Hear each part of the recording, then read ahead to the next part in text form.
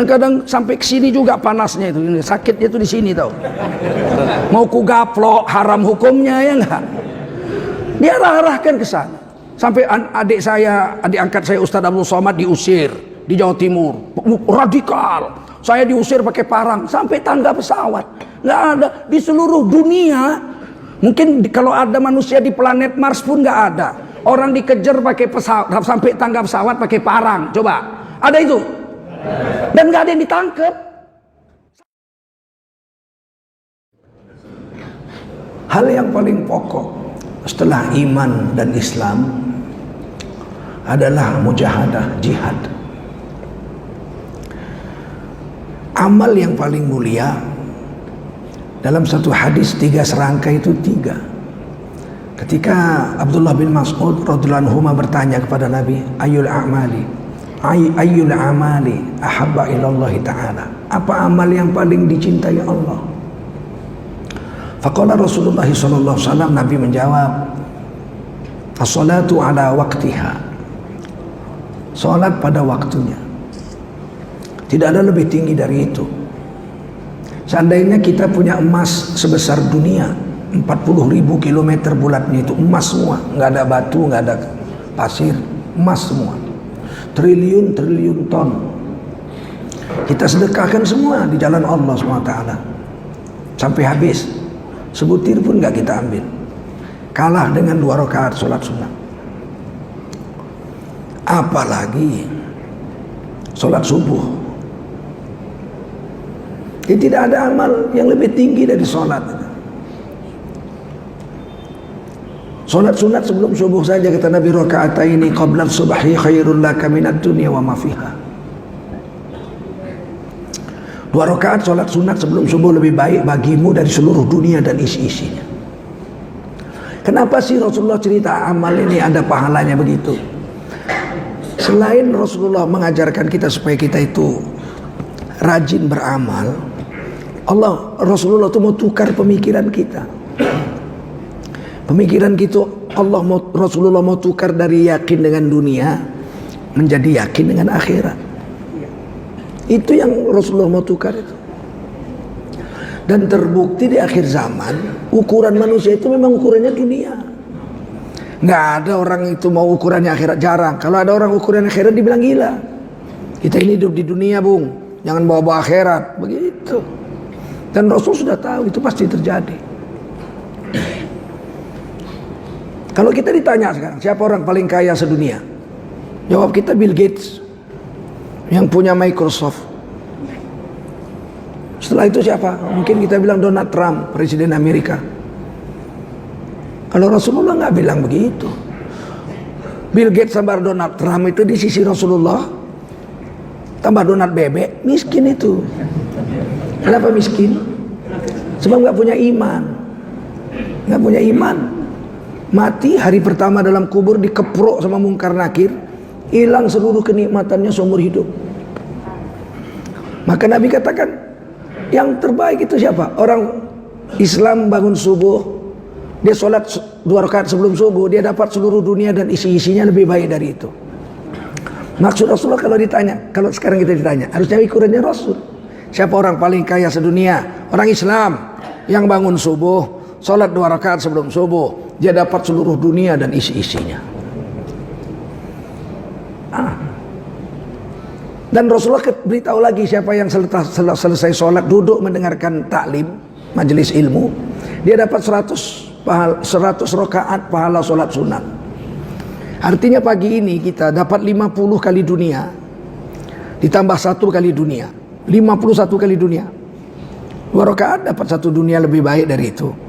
Ya kan? Kita sholat subuh tadi dapat 1 dunia dan lebih baik dari itu. Tambah duduk lagi taklim 100 rakaat, berarti kan 50 dunia. Pulang dari sini kita membawa 51 dunia. Orang PT Freeport baru dibeli dengan uang utang aja bangganya udah bukan main. Beli PT Freeport 51 triliun pakai uang utang, bangganya sampai langit ke-7. Kita pulang dari sini kita bawa 51 dunia lebih baik dari itu, diam-diam aja kita. Karena kita nggak ngerti ukuran itu. Padahal Rasul udah kasih tahu, Allah udah kasih tahu, walal akhiratu khairul laka minal ula. Akhirat itu lebih baik. Dunia kan akan hancur binasa. Walal akhiratu khairu wa abqa. Akhirat itu yang akan lebih baik dan kekal. Kenapa Rasulullah selalu cerita ini amalnya, pahalanya gini, ini amal, supaya akal manusia itu berubah dari ukuran materialistis dunia menjadi ukuran akhirat.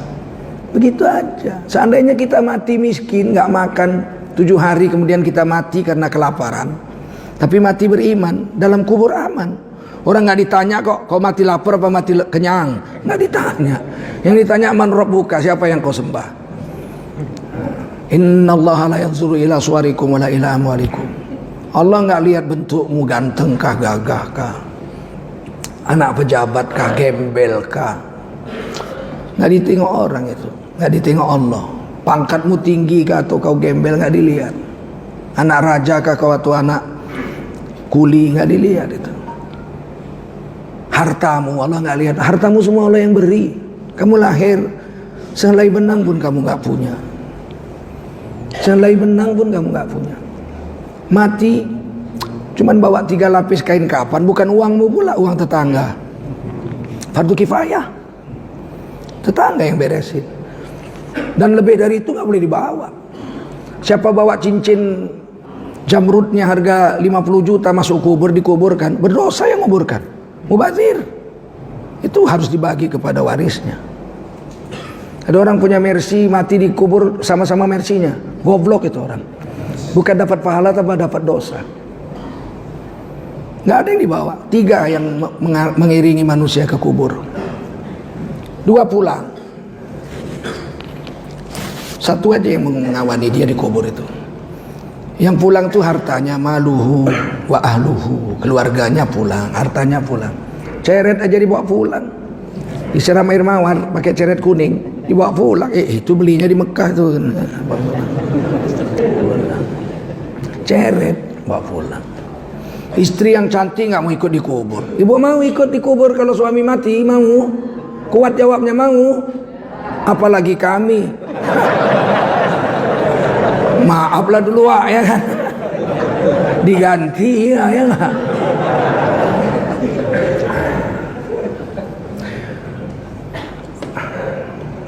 Yang kedua, qultu tsumma apa yang hebat setelah sholat pada waktunya. Kata Nabi, birrul walidain, berbuat baik pada ibu bapak. Setelah sholat berbuat baik pada ibu bapak, nggak ada lebih besar dari itu. Dan berbuat ihsan sama orang tua itu harus lebih baik yang sama dia daripada yang sama kita. Itu baru namanya ihsan. Kalau ibu saya belum punya rumah, saya belum punya rumah, saya belikan rumah tipe 54 untuk ibu saya, kemudian saya beli tipe 54 untuk saya belum berbuat ihsan. Kalau ihsan tuh dia dapat tipe 54, saya dapat tipe 36, baru ihsan. Harus lebih baik untuk ibu daripada untuk kita.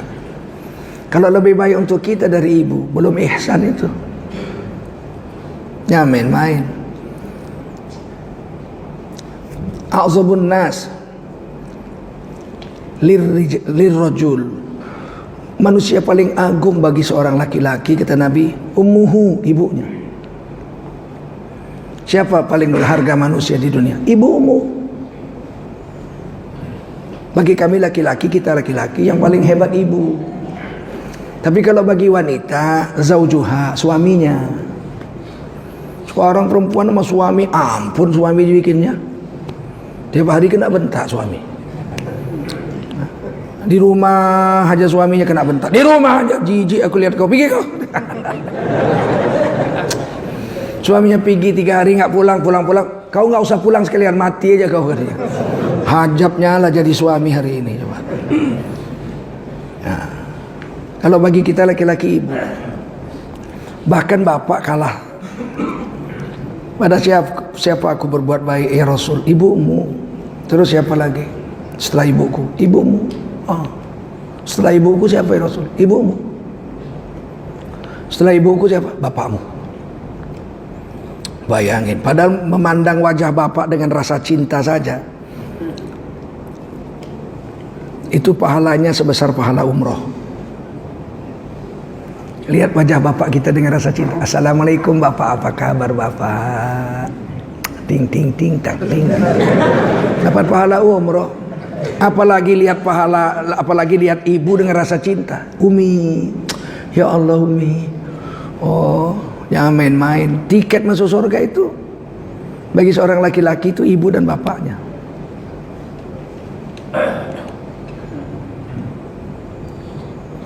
Saya ingin beri contoh sikap ihsan seorang anak kepada ibu itu. Seandainya ibu kita tua tinggal sama kita, sudah pikun dia. Siang itu kita mau makan dengan anak istri kita, makanan sudah dihidangkan di atas meja. Begitu kita keluar dari kamar, anak kita keluar kamar, tiba-tiba ibu kita duduk di atas meja. Kaget istri kita sama anak kita. Aduh, ngapain tuh? Ibu di atas meja tuh ngapain? Nenek ngapain? Rupanya ibu kita buang air besar di atas meja. Marahnya istri kita, ya Allah, buang air besar di atas meja. Anak kita lagi, astagfirullah. Kita bilang diam kamu semua diam. Ini ibu saya. Diam kamu semua, masuk kamar dulu. Biar saya bereskan ini. Diam, jangan ada yang bicara. Tolong jangan bicara. Ini ibu saya yang melahirkan saya. Masuk kamar istriku, anakku masuk. Kita datangi ibu kita. Umi, iya nak, ngapain ibu di atas meja? Buang air besar nak. Enak aku rasa di sini, kering, nggak basah. Kamar mandi berselema aku rasa nak. Iya Umi, masya Allah. Udah selesai Umi, udah. Mari turun Umi. Kita ke kamar mandi, kita bersihkan dulu. Kita bersihkan ibu kita. Kemudian dengan tangan kita bersihkan najis yang di atas meja itu. Dengan tangan kita. Ibu kita lihat gitu. Nggak marah kau nak? Enggak Umi. Betul kau nggak marah? Enggak. Kalau besok aku buang air lagi di atas meja boleh? Boleh Umi. 5 waktu, 5 kali sehari pun boleh buang air besar di atas meja. Anakmu akan membersihkannya dengan senang hati. Nggak marah kau nak? Enggak. Kenapa nak? Seandainya Umi buang air besar di dadaku, anak nggak marah Umi. Karena dulu puluhan kali anakmu buang air besar, buang air kecil di dadamu, di pangkuanmu, engkau tidak pernah marah. Seandainya setiap hari Umi mau buang air besar di dadaku, anakmu nggak marah Umi. Inilah ihsan itu. Inilah ihsan itu. Dulu kita buang air besar di atas badannya, dia nggak pernah marah. Kenapa pula kita lihat dia buang air besar di atas meja, kita marah?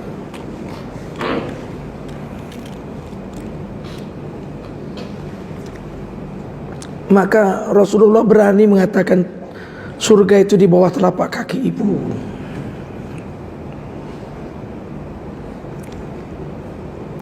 Sayang hari ini orang nggak mau ngurus ibu bapaknya. Masa ada orang Islam tega meletakkan bapak ibunya di panti asuhan? Aduh, bodohnya lah. Inilah manusia paling goblok. Dibuangnya tiket masuk surganya coba. Kan bodoh itu. Itu ibu kita, bapak kita itu tiket masuk surga. Kalau kita khidmat sama ibu bapak kita atas perintah Allah, wabil walidaini ihsana. Berbuat ihsan sama ibu bapakmu. Wala taqul lahuma uf, jangan bilang ah. Wala tanharhuma, jangan kau bentak bapak ibumu. Wa qul lahuma qaulan karima, keluarkan dari mulutmu kata-kata yang kromo. Kata-kata yang kromo, bahasa Jawanya itu. Kata-kata yang halus. Orang Jawa terdidik dengan wali-wali songo. Kalau bicara sama orang tuanya itu, untuk nyuruh makan ibu bapaknya saja, dia minta maaf 3.000 kali coba. Betapa halusnya itu. Bapak ibu monggo dahar mawon, unjuk ani sampun enten, nyuwun sewu bapak ibu monggo dahar. Nyuwun sewu Pak, nyuwun sewu ibu. Nyuruh sarapan pagi aja minta maafnya 3.000 kali coba. Minta maaf 3.000 kali bapak ibu, silakan sarapan pagi. Sarapannya sudah saya buat, Bapak Ibu. Nyuwun sewu, minta maaf 1000 kali, monggo dahar mawon, nyuwun sewu. Mana mungkin anak orang Jawa durhaka sama orang tuanya. Begini cara Wali Songo dulu mendidik mereka berbicara sama orang tuanya. Wa kullahuma qaulan karima, pakailah bahasa kromo. Karimun kalau ditulis pakai huruf Jawa kromo. Tapi hari ini berapa banyak orang Jawa durhaka sama ibu bapaknya. Sudah dibentengi oleh Wali Songo. Kalau jumpa ibu bapak, sungkem cium kakinya. Cium kakinya, subhanallah. Saya waktu anak Pak Harto kawin, cucu Pak Harto kawin, saya datang. Pak Harto duduk di kursi, Indra Rumana duduk di kursi, Mbak Tutut duduk kursi. Cucunya itu datang mencuci kaki Pak Harto, diciumnya kakinya itu. Saya lihat gitu. Ada syair dinyanyikan. Dicucinya kaki bapaknya Pak Mas Indra Rumana, kemudian diciumnya kakinya. Itu dinyanyi, ada penyanyinya itu yang menyanyikan syair. Rama kula nuwun ngapura. Anaknya cium kakinya, bapak, aku minta maaf, minta ampun dosa-dosaku Pak. Seumur hidup aku makan dari keringatmu. Engkau membanting tulang cari nafkah untuk aku menyambung nyawamu. Besok pagi aku akan tinggalkan rumahmu ini untuk mempersunting seorang perempuan yang kusukai, dan engkau kutinggalkan padahal aku belum membalas jasamu. Waktu itu saya bilang, andai kata besok matahari terbit, ibu bapakku masih ada di Medan, aku pulang ke Medan, akan kucium kaki bapak ibuku. Sayang kita orang Melayu kan nggak cium kaki, kita cium tangan. Cium tangan aja sekarang nggak mau, ditaruhnya ke kuping. Astagfirullah. Apa kerja anak sekarang ini?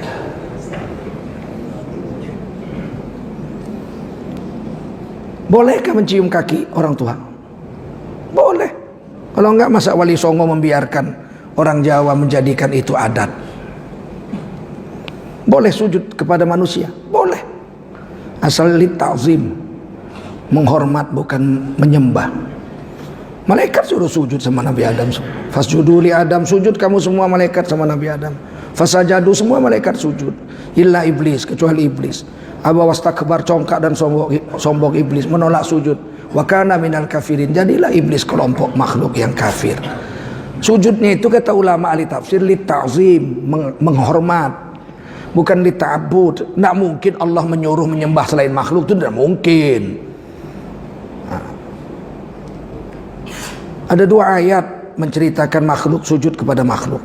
Satu, surah Al-Baqarah, seluruh malaikat sujud pada Nabi Adam, ta'zim, menghormat.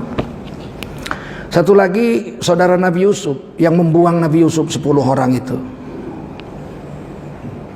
Ketika mereka disuruh, pikul bapakmu, bawa sini sama ibumu. Waktu itu ibu Nabi Yusuf sudah wafat. Ibu Nabi Yusuf namanya Rahil. Anaknya 2, Nabi Yusuf dengan Benyamin. Orang Yahudi menyebutnya Rachel. Rachel itu ibunya Nabi Yusuf. Kakak kandungnya dinikahi juga oleh Nabi Yakub. Jadi Nabi Yakub ini kawin dua-dua anak perempuan, dikawini bersaudara. Kakaknya punya anak 10. Adiknya Rachel atau Rahil punya anak 12. Suku Bani Israel itu cikal bakalnya anak Nabi Yakub yang 12 itu. Ketika kemudian 10 saudaranya itu menggendong, ditandu itu Nabi Yakub dengan ibunya, ibu tiri Nabi Yusuf, tapi uaknya juga kandung itu. Karena ibu Nabi Yusuf sudah wafat. Dari jauh Nabi Yusuf lihat masuk istana itu saudaranya yang 10 menggendong bapak dan ibunya ditandu. Maka Nabi Yusuf mempersilahkan mereka dekat, kemudian Nabi Yusuf turun dari singgasananya. Wa rafa'a abawaihi 'alal 'arsy. Maka bapak ibu Nabi Yusuf didudukkan di singgasana raja. Nabi Yusuf sendiri turun ke bawah. Langsung saudara-saudaranya tahu, ini mesti Nabi Yusuf yang kita buang dulu. Kharru lahu sujjada. Maka tersujudlah 10 saudaranya itu ke kaki Nabi Yusuf. Padahal di situ ada 2 nabi, Nabi Yakub dengan Nabi Yusuf. Seandainya sujud pada makhluk haram, mestilah Nabi Yakub dengan Nabi Yusuf akan melarang anak-anaknya sujud, jangan sujud, jangan sujud. Tapi Nabi Yakub dengan Nabi Yusuf biarin aja. Kenapa? Karena mereka tahu ini sujudnya sujud penyesalan terhadap membuangnya mereka akan Nabi Yusuf, sehingga Nabi Yusuf terbuang ke Mesir dari Palestina. Tapi sujudnya itu apa? Lita'zim aja. Maka berbuat baiklah pada ibu bapa sebelum ibu bapa kita wafat. Keramat, percayalah. Ibu saya naik haji tahun 97, naik kapal terbang. Pulang-pulang dia bawa kertas, jam 11-an lah, katanya sama saya, Umi sudah daftar haji. Sekarang jam 11 bank sudah tutup, pendaftaran sudah habis, kuota sudah habis. Dulu 1 hari buka langsung tutup. Dulu nggak ada antri-antri. Sekarang antri tahu 22 tahun. Duitnya 106 triliun. Ngiler lah orang lihatnya. 106 triliun. Pak Harto nggak ada itu. Pak Harto bayar tahun 96 berangkat 97. Bayar 97 berangkat 98. Pak Harto nggak ada itu antri-antri. Sebab tahu betul Pak Harto, antri-antri ini menimbulkan banyak mudarat. Saya antri 20 tahun, 19 tahun saya udah mau berangkat, tahun depan saya mati. Anak saya nggak bisa gantikan, gila ini. Sedangkan rumah saya aja kalau saya mati anak saya berhak mengambilnya, betul? Kan ahli waris. Departemen Agama ini, Kementerian Agama, kita naik haji bayar udah nunggu 22 tahun. Tahun ke-23 kita mau naik haji, kita mati. Umur 22 tahun antri kita mati. Anak kita gak bisa gantiin. Harusnya kan itu hak warisnya bisa diambilnya.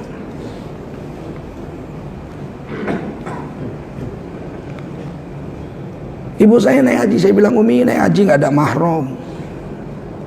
Geser setahun. 98 nanti saya akan kumpul duit dan saya akan daftar. Supaya Umi naik haji ada mahram, biar mabrur.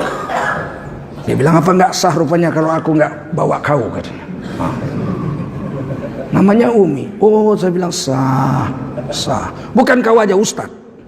Departemen Agama itu Ustadz semua itu, katanya. Oh iya, iya Umi ya. Saya mau naik haji sendiri. Kenapa rupanya? Iya bagus. Udah saya bilang tidak mabrur, dia marah gimana? Iya. Boleh kan? Boleh Umi, boleh. Saya malam tahajud, saya pikir gimana caranya saya khidmat sama ibu saya. Nggak ada jalan lain, mesti saya susul jalan darat. 96 saya jalan darat dari Medan ke Tanjung Balai, Asahan. Dari Bagan Asahan saya naik boot pompong 8 atau 9 jam, tong. Lambatnya bukan main itu, sampai Kelang. Dari Kelang saya naik kereta api Kuala Lumpur. Dari Kuala Lumpur saya datang ke Dutaan Indonesia. Udah gede-gede dipasang poster. Jemaah haji Republik Indonesia wajib mengambil visa haji dari Jakarta. Artinya Malaysia nggak ngasih visa. Jalan saya sampai Bangkok, sama gede-gede sebesar poster, tertanda Dirjen Imigrasi Roni Sinuraya, orang Karu itu.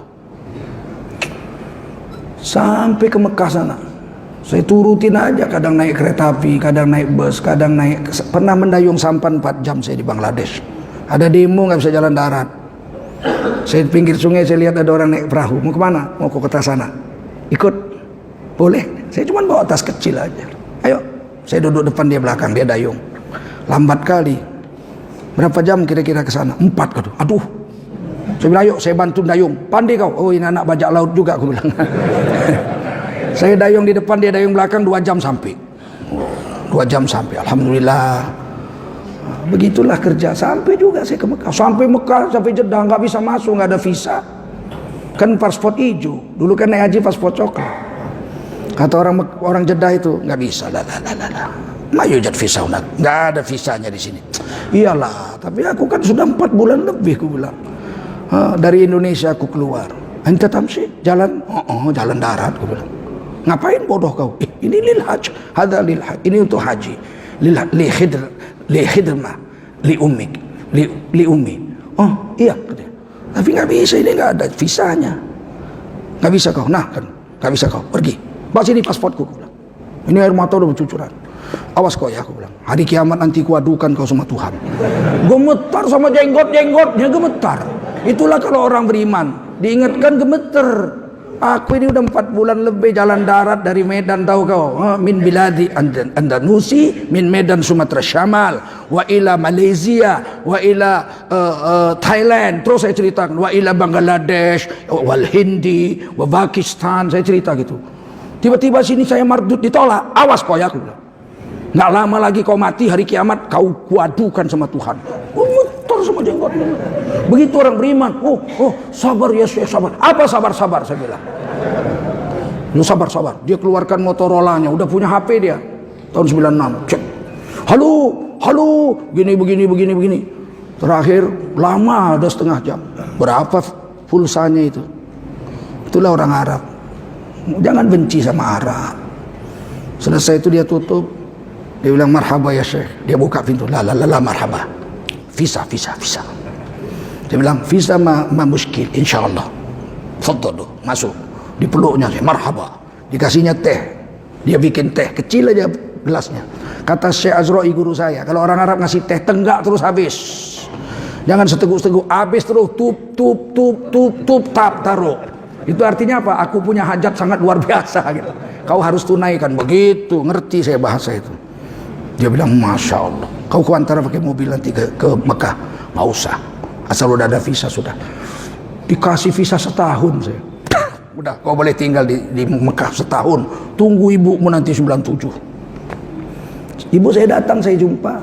Jumpanya pakai 2 rakaat sholat. Bayangkan kloter terakhir dari Medan. Orang sudah tumplek semua di Masjidil Haram. Saya lihat Al-Mabrur Medan yang sa'i baru 5 atau 6 orang. Saya tanya, nggak kenal dia sama ibu saya. Kenal Ibu Anissa? Nggak kenal. Jangan ganggu saya lagi ibadah. Rupanya dia kenalnya Ibu Tengku. Yang nggak kenal. Saya pikir paling kawan-kawannya semua masih tawaf.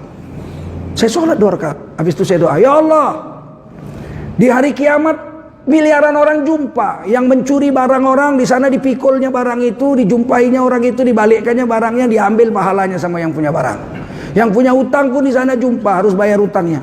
Ini anaknya, anak hambamu. Engkau yang merintahkan aku untuk mengurus ibuku. Sekarang aku mau urus ibuku. Jumpakan aku sama ibuku. Udah, begitu aja. Saya jalan ke Ka'bah. Dekat Ka'bah mau turun itu ibu saya manggil saya, Nain. Kalau udah Nain itu pastilah ibu saya. Nggak ada yang berani manggil saya Nain, nggak ada. Siapa berani? Saya lihat kayak film India aja, jumpa ibu saya. Saya perlu, Umi apa kabar? Umi batal nak, putaran ke-6. Jadi Umi mau keluar, mau buang air. Inilah anak mahasiswa ngawani Umi 2 orang. Saya bilang nggak usah kalian kawani, pulang, urus yang lain. Oh tidak bisa Pak, ini tanggung jawab saya katanya. Ini ibu saya. Saya lihat ini. Alamat saya, ini di dada ibu saya, ada alamat ibu saya. Oh ya, sudah pergi. Saya urus sampai ibu saya dada-dada naik kapal terbang, beres. Uang saya $3.500 nggak kurang. Makan gratis, hotel gratis. Asal makan saya mau bayar, dilihat orang wajah saya. Nggak usah bayar kan? Coba. Berarti kan wajah saya itu memelas banget.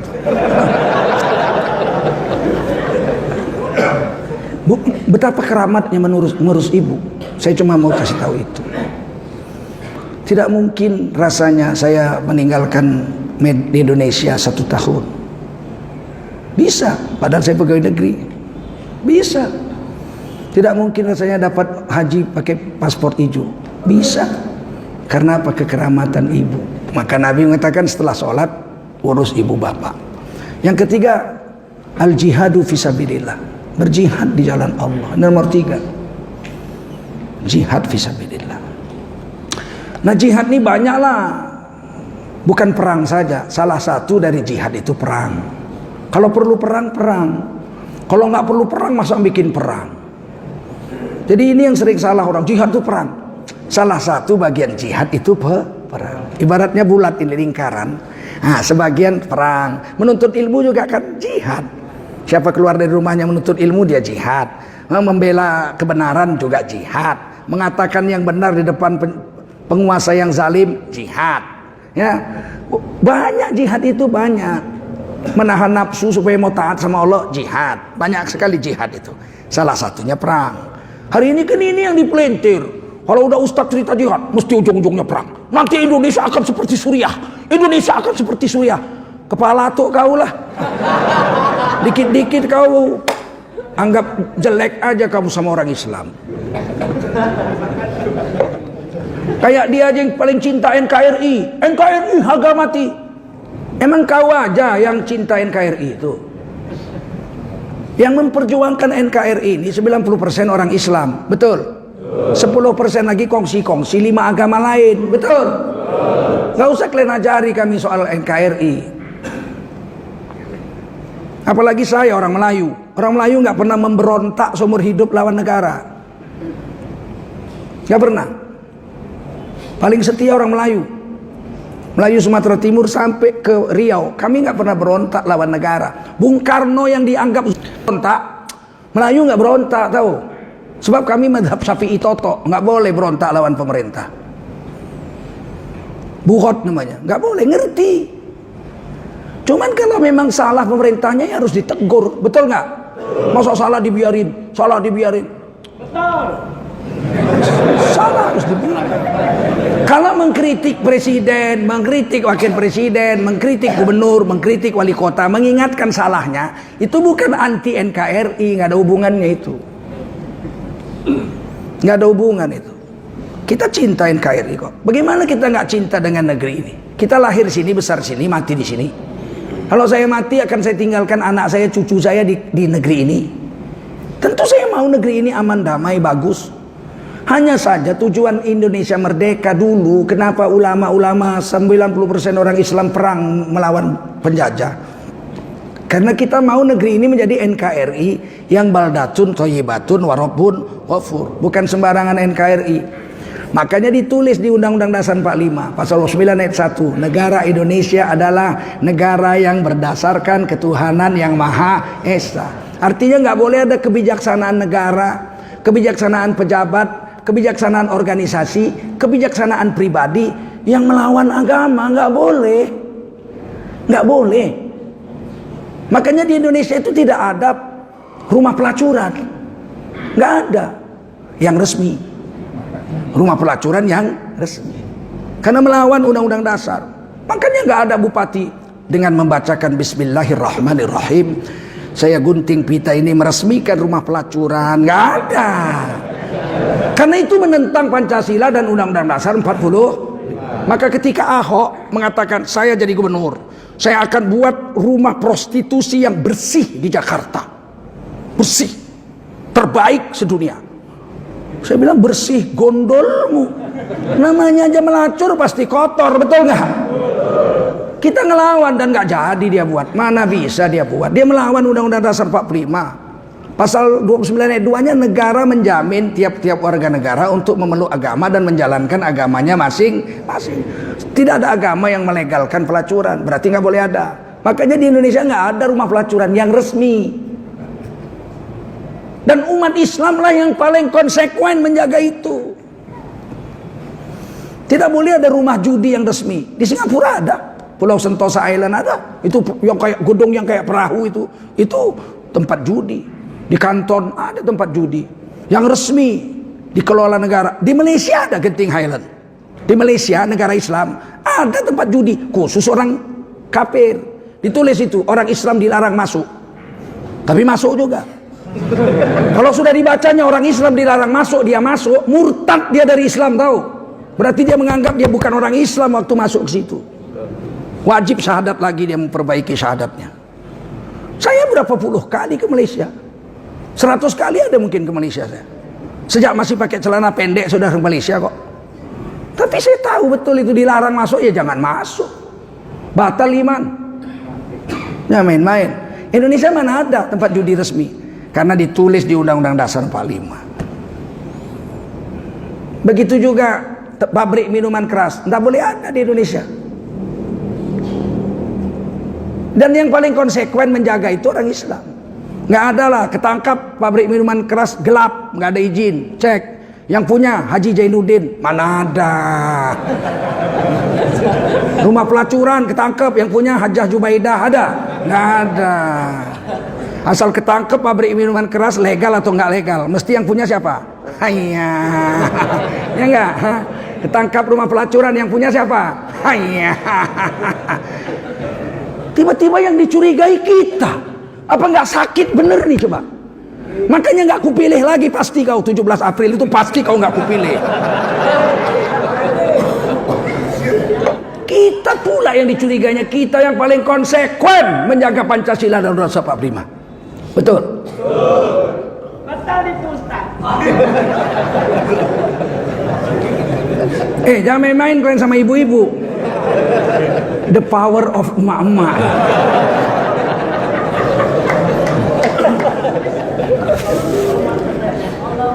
Nah, jadi begini.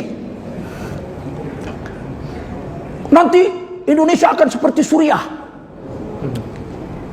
Nggak bisa sampai kiamat Indonesia seperti Suriah, nggak bisa. Kenapa Suriah bisa begitu? Pertama, penguasanya Syiah, sedangkan rakyatnya mayoritas Ahlu Sunnah. Mulai dari Hafiz Al-Assad sampai Bashar Al-Assad, seumur hidup pemilu nggak pernah kalah. Mungkin itu. Dari bapaknya pemilu terus sampai anaknya, bentar lagi cucunya menang terus pemilu. Mungkin itu. Pastilah ada ketidakjujuran.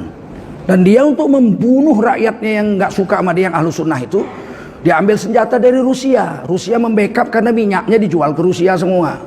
Nah, Amerika membela orang-orang Islam yang Sunni yang memberontak melawan kezaliman itu, dikasih senjata. Senjatanya dari dua-duanya dari negara yang bukan Islam, Amerika dan Soviet. Apa sekarang Rusia?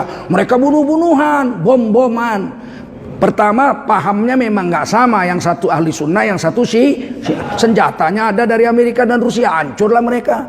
Di Indonesia mana ada, semua ahli sunnah. Syiah nggak sampai 0,0 sekian persen. Dan nggak mungkin perang kan. Kita berantem lah, Aceh sama Sumatera Utara berantem, gubernurnya pukul-pukulan. Terus kemudian kita bunuh-bunuhan, main tembak. Nembaknya pakai ludah. Kapan jadi Suriah Indonesia? Kalian jangan bikin malu diri sendiri. Nggak goblok kami tahu, nggak goblok. Kadang-kadang sampai ke sini juga panasnya itu, sakitnya itu di sini tahu. Mau ku gaplok, haram hukumnya ya enggak? Dia arahkan ke sana. Sampai adik angkat saya Ustadz Abdul Somad diusir di Jawa Timur, radikal. Saya diusir pakai parang sampai tangga pesawat. Nggak ada di seluruh dunia. Mungkin kalau ada manusia di planet Mars pun nggak ada. Orang dikejar pakai pesawat sampai tangga pesawat pakai parang. Coba, ada itu? Dan nggak ada yang ditangkap. Satu pun nggak ada yang ditangkap. Udah jelas melanggar undang-undang darurat sipil, 20 tahun penjara, delik umum nggak perlu ngadu. Belum lagi undang-undang penerbangan nomor 1 tahun 2009. Nggak ditangkap, nggak diproses verbal kok. Coba kalau yang dikejar itu Ibu Megawati, yang ngejar pakai serban jubah gitu, nggak usah pakai parang bener, parang busa aja. Allah, kalau nggak ditembak langsung atau ditangkap. Parang dari busa, ya udah stop. Aku jijik kali, aku betul mau pindah negeri ke Indonesia, ya kan?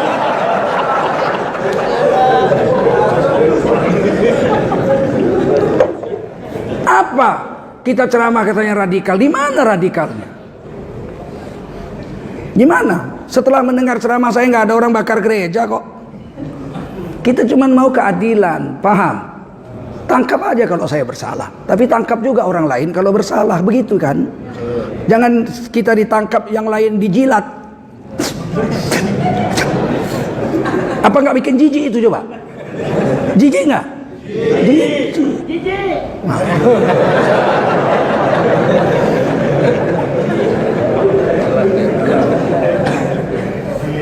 Banyak yang kena begitu.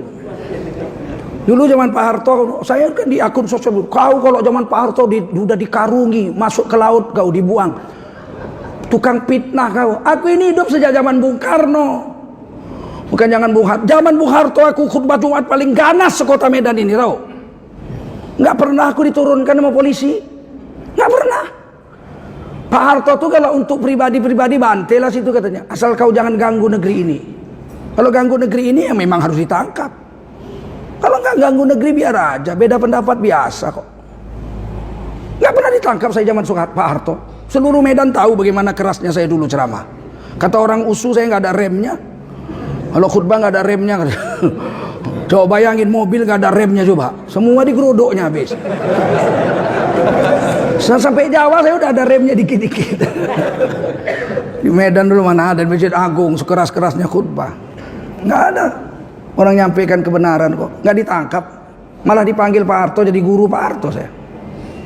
Pak Harto itu nurut kalau dikasih tahu ini hadisnya begini, jangan. Dia bilang iya benar. Nggak pernah Pak Harto ngelawan. Itu hukum Allah toh. Nggih, ya udah. Nggak pernah ngelawan Pak Harto. Dan tak pernah Pak Harto manggil pembaca Quran ke Istana Lagu Jawa. Baca Qur'annya. A'udzu billahi minasy syaithanir rajim. Enggak pernah zaman Pak Harto begitu. Padahal Pak Harto orang Jawa, betul enggak? Enggak ada begitu. Sempat kejadian 2 tahun yang lalu. Kalau kita nggak protes bagaimana coba? Jangan menebarkan kebencian. Ademlah, adem. Jangan membuka aib. Loh, orang dia udah bikin aib kok nggak boleh dibuka. Dibikinnya baca Quran lagu Jawa di istana bagaimana? Oh, bukan salah presiden. Memang istana siapa yang punya? Tokol yang punya. Kita protes dong. Kenapa masih terus sampai sekarang? Karena tiada keluar dari mulutnya kata-kata maaf. Seandainya dia bilang maafkan saya memang nggak ngerti agama. Kemarin saya pikir bagus, rupanya enggak. Maafkan, ya udah kita maafkan. Tapi nggak mana ada kata maaf keluar dari mulutnya. Malah kita dikejar-kejar, dibilang, radikal nomor 5 loh saya. Mungkin sekarang nomor 2 lah saya. Naik pangkat. Kita mengingatkan, tuh maksudnya supaya dia minta maaf, supaya yang lain nggak buat lagi. Sempat baca Quran lagu Minang juga, Barana Ampe. Mau dibikin musabaqah tilawatil Quran, mau dibuat. Menteri Agama udah umumkan di Manado pada penutupan seleksi tilawatil Quran. Akan kita buat musabaqah tilawatil Quran lagu-lagu langgam Nusantara. Apa enggak kita nggak marah? Said Akil Munawar, Ketua Ikatan Persaudaraan Qori-Qoriah, protes keras, mengeluarkan resolusi seluruh Qori-Qoriah se-Indonesia, bikin sarasehan di Istiqlal, keluarkan resolusi, menolak keras pembacaan Quran lagu selain lagu Arab. Karena Quran bahasa Arab, betul? Quran ini bahasa Arab. Inna anzalnahu Qur'anan Arabiyya la'allakum ta'qilun. Ini Quran diturunkan bahasa Arab, pakai akalmu. Kalau Quran bahasa Arab, ya pakai akalmu, ya mesti lagu Arab. Apalagi ada perintah warattilil Qur'ana tartila. Bacalah Quran sebagaimana malaikat Jibril memberikannya kepada Nabi Muhammad. Nah, mungkin malaikat Jibril itu nurunkan wahyu sama Nabi Muhammad, bacaannya lagu Jawa. Ya Muhammad, dengar ya. Qul ya ayyuhal kafirun la a'budu ma ta'budun. Nggak mungkin lah, betul? Tiba-tiba sempat musabaqah dari Sumatera Barat membawakan lagu Barana Ampe. Macam mana coba?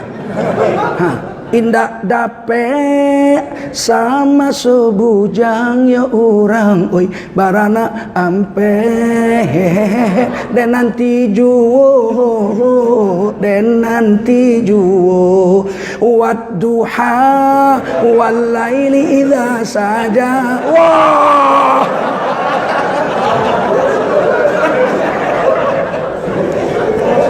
apa kita nggak protes? Terus kita harus dibenci? Ya enggak lah, harusnya bersyukur dong. Betul? Tidak semua rusak juga. Protesnya lewat mana? Lewat mana saja, pakai apa aja. Pakai tangan kah, pakai mulut kah? Saya pakai Twitter, pernah memprotes Menteri Pendidikan dan Kebudayaan. Pelajaran anak SD, sejarah. Dibilangnya suku asli Sumatera Utara, Batak, Karo, Mendeleng, ini. Nggak ada suku Melayu. Apa nggak marah aku? Ya, 15 kerajaan Melayu di Sumatera Timur. Mulai dari Langkat Tamiang, ya, ada kerajaan Banuaraja, ada kerajaan Sungai Hiu, kerajaan Seruai, kerajaan Sultan Langkat, ya, Tanjung Pura, ya kan. Kemudian Datuk Binjai, kemudian Sultan Delhi di Medan, kemudian Sultan Serdang di Perbaungan, kemudian Sultan Tebing Tinggi di Tebing Tinggi, kemudian Sultan Datuk Lima Laras di Batubara, kemudian Sultan Asahan, kemudian Bilah, kemudian Kota Pinang, kemudian Kualo, kemudian Panai, kemudian Langga Payung. Berapa banyak kerajaan Melayu di situ? Nggak ada orang Melayu di Sumatera Utara. Saya tulis, saya protes. Giliran Kepulauan Riau, suku asli Kepulauan Riau, 1 orang Melayu, 2 orang Batak. Ya, kapan pula si Raja Batak nyangkut di Riau? Saya protes pakai Twitter.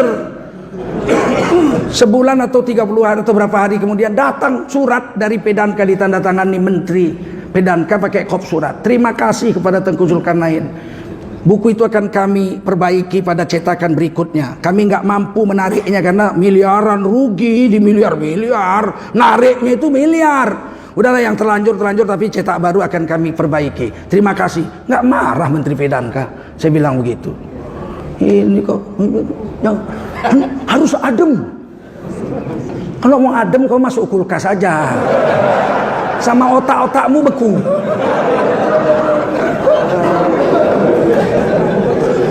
Tugas ulama itu kan mengajarkan agama. Bagaimana orang jadi adem. Baik. Ini orang nggak ngerti ya. Kalau amar ma'ruf, Nabi itu adem. 360 kali Abu Lahab itu didakwah masuk Islam. Nabi itu harus jalan dari Mekah ke Tanim. Itu kalau naik taksi aja 15 menit. Kan rumah Abu Lahab kampungnya lain, bukan di Mekah. Dia di Tanim, antara Mekah dengan Tanim itu ada kampung Abu Lahab. Sampai sekarang masih ada. Gunungnya sudah diratakan, sudah diganti masjid. Nah Nabi itu ke sana naik onta berapa lama? Paling nggak sejam. Ketuk pintu Abu Lahab. Kan paman Nabi itu, ya ami wahai pamanku, qul la ilaha illallah tuflihu. Ucapkanlah la ilaha illallah. Engkau akan sukses dunia akhirat. Nggak usah ucap Muhammad Rasulullah. La ilaha illallah aja. Ayolah.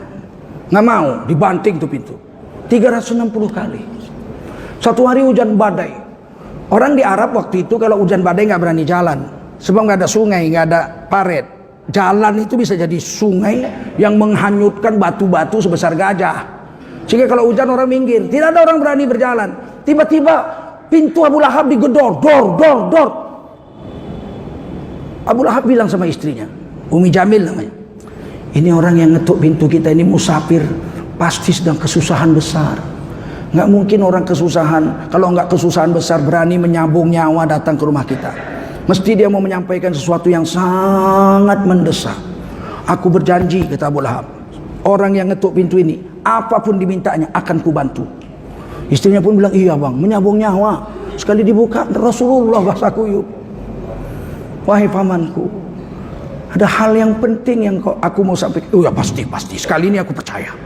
Nyambung nyawa, apa? Ucapkanlah la ilaha illallah, engkau akan sukses dunia akhirat. Dibanting tuh pintu. Istrinya kok dibanting? Dia lagi. Dia lagi nggak bosan-bosan. Sampai mati Abu Lahab baru berhenti Nabi mendakwah.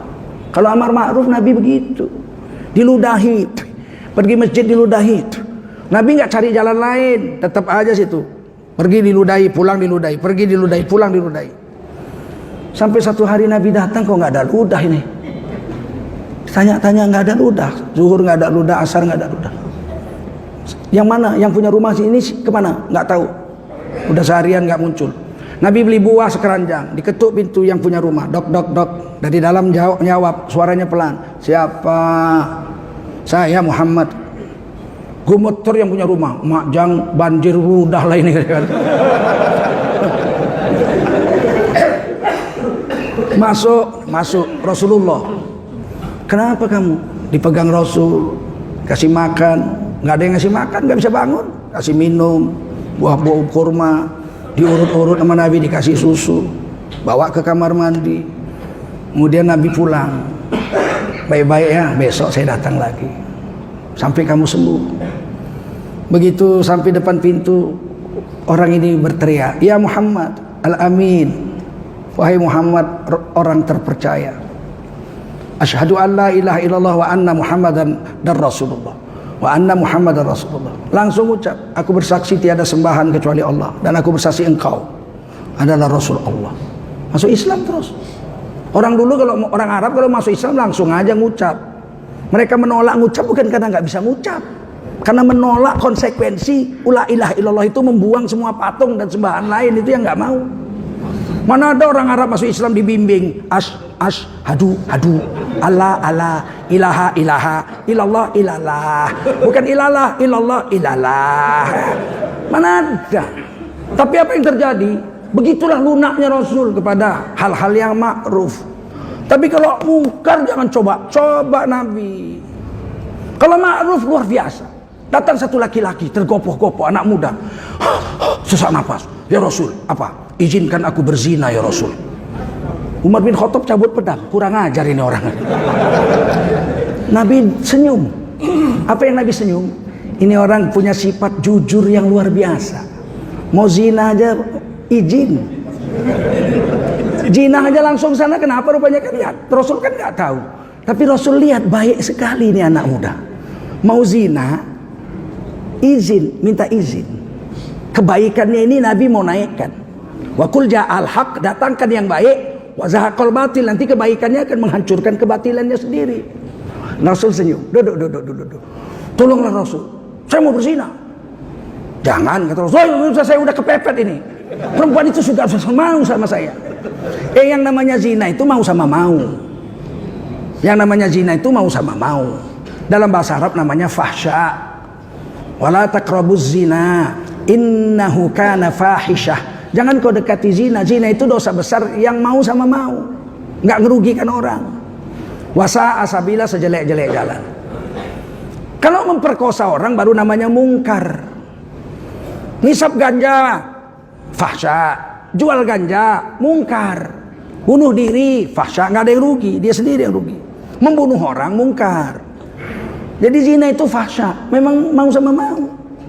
Nabi bilang duduk, kamu duduk dulu, tenang dulu. Tenang dulu. Udah duduk baru Nabi bilang, kau mau berzina? Iya Rasul, betul. Perempuan mau sama saya. Pokoknya saya udah mau lah, kepepet lah. Kata Nabi begini, kau punya ibu? Punya. Bagaimana kalau orang datang sama kau minta izin zina sama ibumu? Oh nggak bisa, dia kepepet. Ibumu mau? Nggak bisa. Itu harga diri, nggak bisa. Nah, nggak bisa. Kalau dia zina sama adik perempuanmu, nggak bisa. Adikmu sudah mau juga, nggak bisa. Pokoknya nggak bisa. Langkahi dulu mayatku, kan begitu. Baru Nabi bilang, bagaimana perasaan saudara daripada orang yang mau kau bawa zina itu? Bagaimana perasaan anaknya? Bagaimana perasaan saudaranya? Langsung anak ini nangis. Ya Rasul, memang berpikir dia bejat rupanya. Tolonglah doakan aku supaya aku selamat dari zina. Kata Nabi, buka bajumu. Nabi letakkan kedua tangan Nabi yang agung ke dadanya. Nabi doa, kemudian Nabi membentaknya. Ukhruj ya adu Allah. Keluar wahai musuh Allah. Setan yang menggoda orang berzina. Keluar. Maka kata sahabat ini, sampai aku mendekati ajal, tidak ada satu dosa yang paling kubenci dalam hidupku melainkan zina. Gak marah Nabi, karena kebaikannya itu ada. Satu hari datang anak muda, ya Rasul, saya mau masuk Islam. Wah bagus, kata Rasul, duduk. Tapi ada satu permintaan nih, saya mau masuk Islam tapi gak bisa berhenti mabuk. Saya mau masuk Islam tapi saya tetap mabuk, itu hobi saya. Nabi bilang, boleh masuk Islam boleh, tapi saya boleh nitip satu permintaan. Boleh, apa itu? Setiap kau mau mabuk, masukkan batu kecil ke dalam gelasmu. Gampang. Deal, oke. Diislamkan sama Nabi. Karena Nabi tahu ini orang jujur. Aku mau masuk Islam, tapi nggak mau berhenti mabuk, kan jujur itu. Nah udah, masukkan aja batu kecil satu aja. Setiap mau minum satu batu. Oke, dia masukkan batu. Sebulan kemudian penuh batu satu gelas itu. Asal dia minum ketelan batu. Seminum, wah gila, ini minum batu ini. Dan kalau dia buang, nanti jumpa Rasul ditanya, apa kabar batu? Akhirnya dia berhenti mabuk. Begitu Rasul. Kemudian satu hari jumpa Nabi, lihat Nabi wajahnya sudah cerah. Apa kabar kamu? Alhamdulillah Rasul, saya udah nggak mabuk. Oh berhenti. Kenapa? Batu semua. Rasulullah itu kalau yang ma'ruf begitu. Tapi kalau yang mungkar jangan coba-coba. Nabi kirim utusan surat kepada Raja Romawi. Romawi waktu itu super power, ada dua, Parsi dengan Romawi. Tentara Romawi 1 juta. Rasulullah waktu wafat, sahabat itu cuma 124.000 sama yang bayi-bayi. Ketika perjanjian Hudaybiyah, Nabi kirim, karena nggak perang sama Quraisy, Nabi kirim surat ke Romawi. Dirobek-robek itu surat sama Raja Romawi. Utusan yang bawa surat dibunuh. Itu dalam Islam, dalam internasional, perjanjian internasional, kalau utusan dibunuh, itu berarti pernyataan perang. Rasulullah siapkan pasukan, terkumpul 3.000 orang. Bayangkan, tentara Romawi 1 juta. Rasulullah kirim pernyataan perang ke Romawi. Romawi siapkan pasukan 30.000, 10 kali lipat.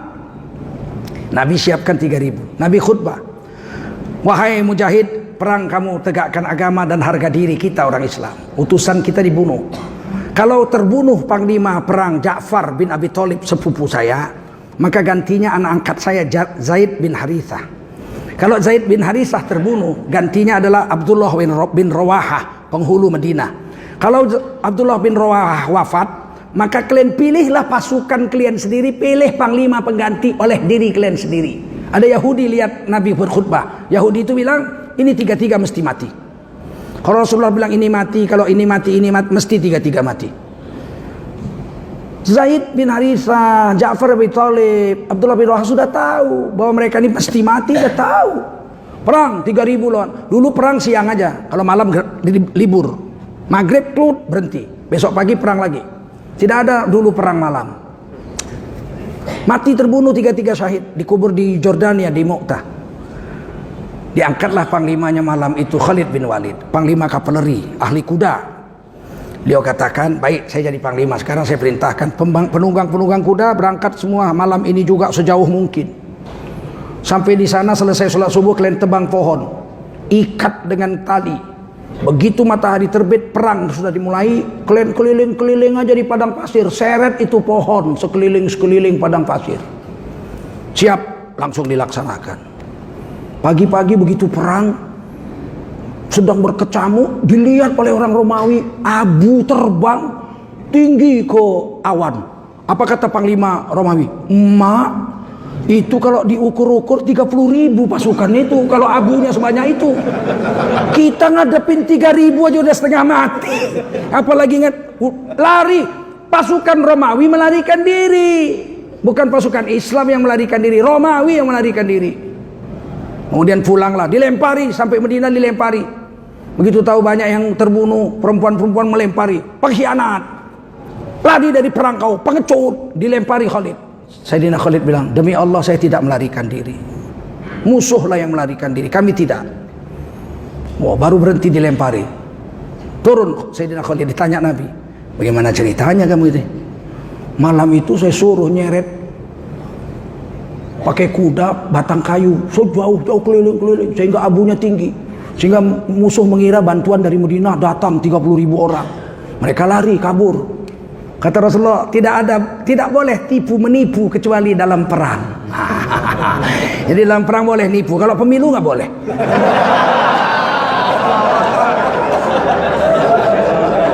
Kalau perang boleh, nipu boleh. Paham?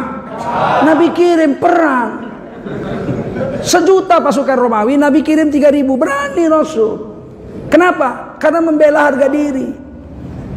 Coba sekarang kira-kira Cina membunuh duta besar kita di Beijing, di Peking, dibunuh. Kira-kira berani nggak? Presiden Indonesia kirim pasukan menyerbu Cina, berani nggak? Berani? Ngapain punya presiden kayak gitu? Ngapain? Tapi kalau tentara presidennya kira-kira berani nggak? Ya kita pilih tentara lah. Ini kisah-kisah Rasul untuk itibar pelajaran sama kita, betul? Dan kita pernah punya raja seperti Rasul, walaupun waktu itu dia belum Islam, belum sampai dakwah Islam kemari. Namanya Kartanegara, Raja Kediri. Tidak dibunuhnya, dia tahu membunuh itu perang, nggak mau dia bunuh. Datang utusan Cina bawa surat, dibacakan, diterjemahkan. Apa katanya? Saya kubilaikan Raja Agung seluruh dunia, yaitu Raja Cina. Kamu Raja Jawa, tidak akan saya serbu, tapi wajib menyerahkan diri tunduk kepada kami dan bayar upeti setiap tahun sekian emas. Selesai dibacakan, ulangi lagi. Begitu? Ya. Ditanyanya utusan. Begitu? Iya. Dicabutnya kerisnya, diirisnya kuping utusan itu. Kalau dibunuh perang, iris kuping nggak perang. Apa dia bilang? Mulih kue neng tokoromu, ngomong karo rojomu, aku Kartanegara ora sudi takluk karo rojomu kui. Begitu. Pulang kau ke negeri Cina kau. Saya Raja Jawa tidak sudi takluk dengan rajamu itu. Pergi. Ini oleh-olehnya, potong kuping. Begitu. Tiba-tiba ada yang ngomong, Indonesia nggak merdeka kalau nggak ada tentara Cina. Kurasa kalau jumpa Kartanegara ditabok ini orang. Betul. Kita bangga punya orang-orang pemimpin-pemimpin yang kesatria seperti itu. Dan memang disuruh dalam Quran, memilih pemimpin itu harus seperti itu. Dalam surah Al-Baqarah dikatakan syarat pemimpin itu dua. Pertama, bastotan fil ilmi, ilmunya cerdas. Karena negara itu cerdas. Kalau dia bunuh utusan itu, perang, iris kuping, itu cerdas itu. Cerdas itu. Mesti pemimpin itu cerdas. Yang kedua, wal jisim, badannya keker. Itu Quran yang bilang. Kalian ketawa pula. Pemimpin itu mesti apa? Bastotan fil ilmi wal jisim. Ilmunya hebat, teruji, badannya kekar. Kalau aku boleh lah jadi presiden. 176 ya enggak?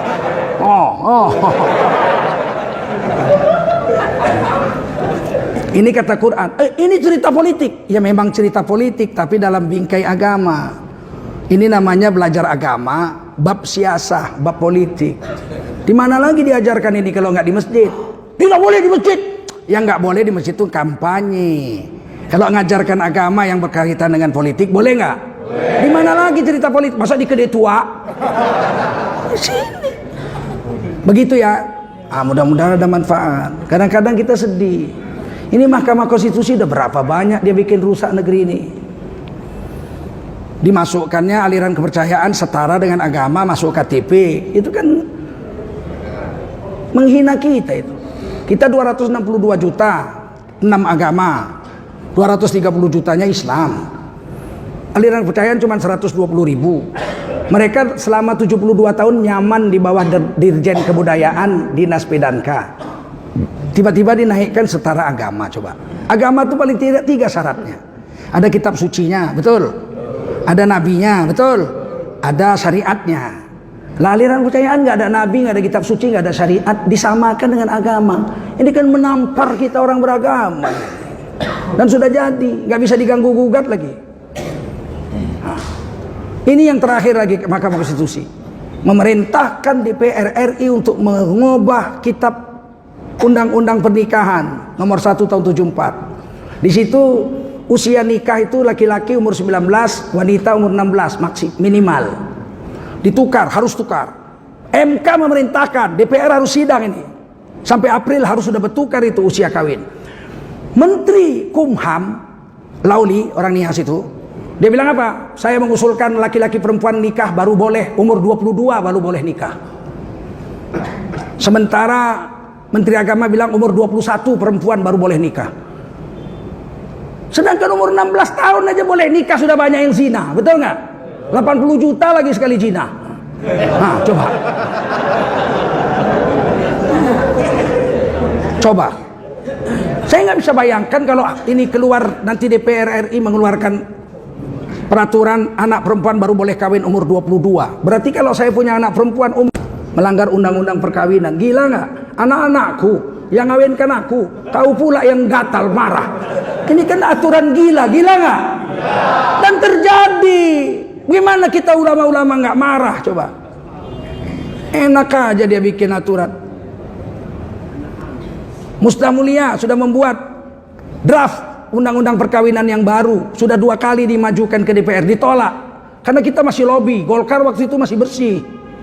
Golkar yang membela. Kalau enggak kita kalah di voting, ditolak itu. Undang-undang perkawinan yang dibuat oleh Musda Mulia dan kawan-kawan 36 pasal, katanya biayanya itu 36 miliar dari World Bank, Bank Dunia. Yang mau diubahnya banyak. Yang paling bikin jengkel itu pasal 2. Ayat 1 pasal 1 ayat 1 dan pasal 1 ayat 2. Lihat. Zaman Pak Harto tahun 74 itu dibuat. MUI belum lahir, MUI tahun 75 lahir. Lihat, pasal 1. Undang-Undang nomor 1 perkawinan tahun 74. Pasal 1. Pernikahan adalah syariat Islam.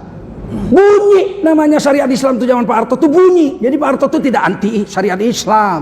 Pak Harto bukan PKI kok dan tidak pro PKI. Bunyi, lihat.